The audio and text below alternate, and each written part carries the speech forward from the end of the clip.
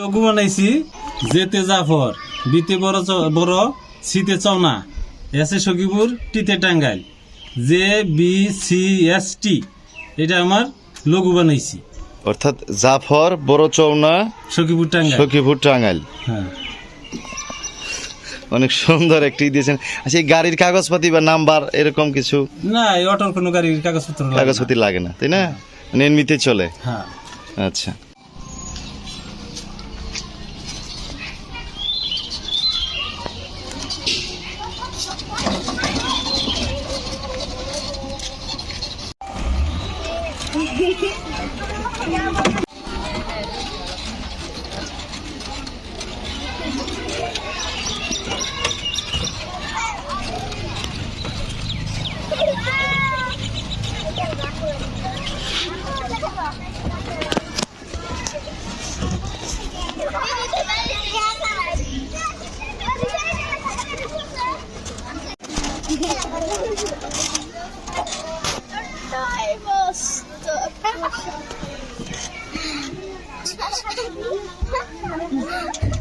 সম্মানিত সুধী, যে গাড়িটি দেখছেন এই গাড়িটি হচ্ছে নিজের তৈরি গাড়ি।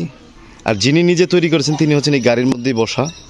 তিনি পেশায় একজন শিক্ষক এবং এই শিক্ষকতার পাশাপাশি তিনি তার নিজস্ব দোকানে নিজস্ব ঘরে তিনি একটি ওয়ার্কশপ তথা একটি মেকারের দোকান রয়েছে। আমরা তার বিস্তারিত কথা শুনলাম, জানলাম।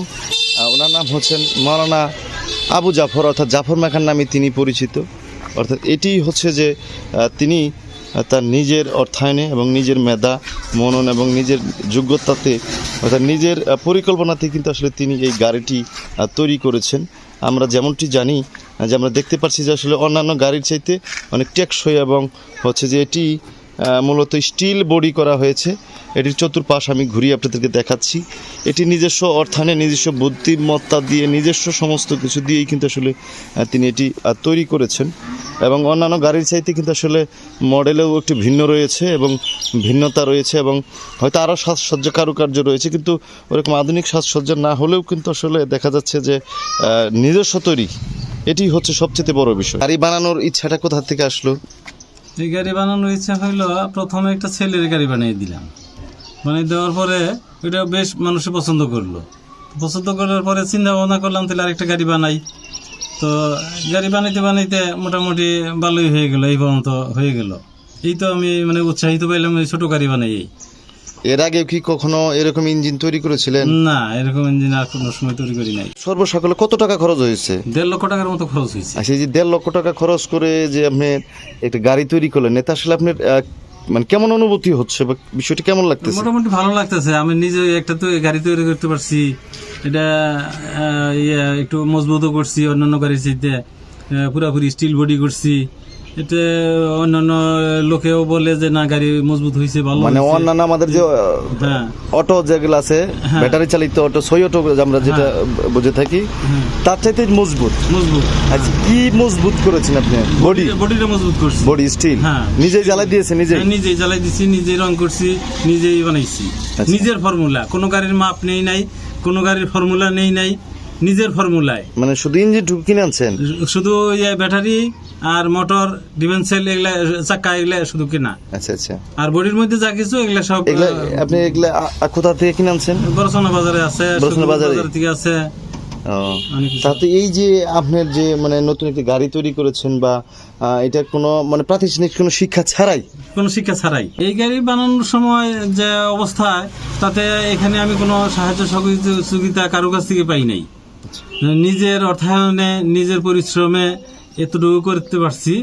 এখন এখানে কেউ যদি আমাকে কোনোভাবে সাহায্য করতো, আর্থিকভাবে সাহায্য করতো বা সরকারিভাবে কোনো উদ্বুদ্ধ করতো আমাকে, তাহলে হয়তো আরও ভালো গাড়ি বা ভালো পজিশনে গাড়ি বানাইতে পারতাম।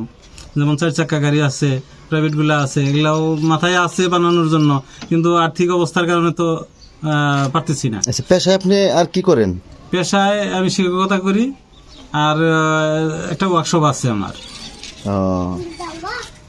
আচ্ছা, এই যে আপনি পড়াশোনার পাশাপাশি বা শিক্ষকতার পাশাপাশি এই যে আপনি ইঞ্জিনিয়ারিং যে বিষয়টা যা বা মেকানিক্যাল যে বিষয়টা, এই বিষয়টা আপনার মাথায় কেমন করে খেলা করে? আসলে আমি আসলে আগের থেকেই আমি লেখাপড়া শেষ করার পরে লেখাপড়া চলাকালীনই আমি দোকানদারি করি, ইলেকট্রিক মিস্ত্রি ছিলাম, রেডিও টিভি এগুলোর মিস্ত্রি ছিলাম আমি।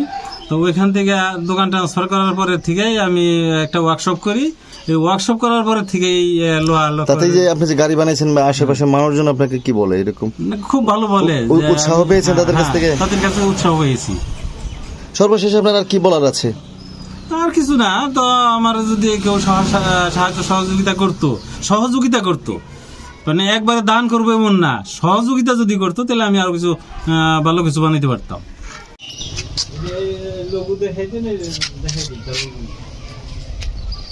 যদি দেখতে পাচ্ছেন যে গাড়ির সামনে একটি লেখা রয়েছে JBCST,